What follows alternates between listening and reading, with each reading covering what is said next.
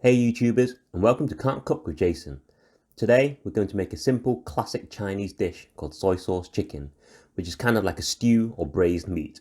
The chicken is unbelievably juicy and tender and full of flavour as it's braised in the soy sauce stock and fresh aromatics. This must be one of the best bang for buck dishes in terms of minimal effort but incredible flavour.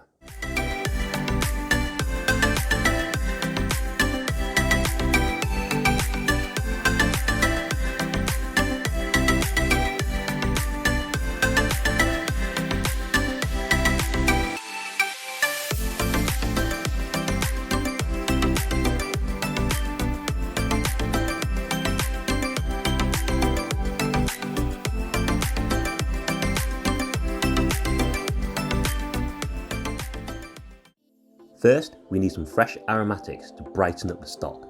So thickly slice a large thumb of ginger.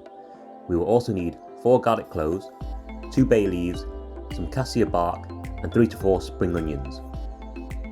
Add the aromatics into a large stock pan and gently fry for 1 to 2 minutes to encourage flavour release, before then adding 1.5 litres of boiling water, 200 millilitres of dark soy sauce, 50 millilitres of light soy sauce, 50 millilitres of mirin, 50 millilitres of Shaoxing wine, and then brown sugar to taste.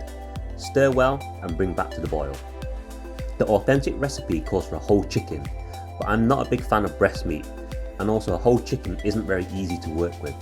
So instead, I prefer to use whole chicken legs. The dark meat is so much more flavoursome and better value that it's a no-brainer. You can obviously use breast if you prefer, but it won't be as good. Let's trim off any excess skin or fat and pluck out any feathers as required. Then one by one, hold the leg by the drumstick and carefully dip the leg into the hot broth and back out 4 to 5 times. The idea is this tightens the skin to remove any air that's been trapped underneath the skin so that the meat can be fully submerged. Once all the chicken is submerged, put the lid on and turn the heat down to the lowest setting and leaving that wonderful broth to do its thing. After 45 minutes to 1 hour of cooking, carefully ladle out some of the broth into a small saucepan and set aside. This is used as a reduction later. If you're unsure, then use a meat thermometer into the thickest part of the meat, taking care not to touch the bone. If it registers more than 75 degrees Celsius, then it's cooked. Slowly remove the chicken. This takes a bit of care as the skin will be very delicate at this stage and we want to keep as much of it intact as possible.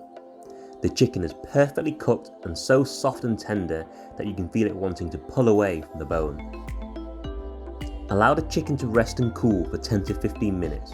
In that time, we can turn our attention back to the reduction. Add a splash of sesame oil and turn the heat up to a medium-high to bubble away and reduce that broth until it becomes thick and glossy. This can take around 10 minutes. Once the chicken has cooled down, it will be much easier to handle. You can either use a cleaver to chop the chicken leg into pieces and serve on the bone, or you can surgically remove the bones from each piece and then using a sharp knife slice into your desired thickness, but again taking care not to disrupt the skin. Then pour that luscious, glossy, reduced soy broth over the chicken and serve. Just look at that, such a simple but incredible dish. I like to serve mine with steamed rice and a classic raw ginger and spring onion relish, which cuts through the bold soy flavours. Okay, thanks for watching everyone. Please subscribe and like the video, and I'll catch you next week for more exciting recipes.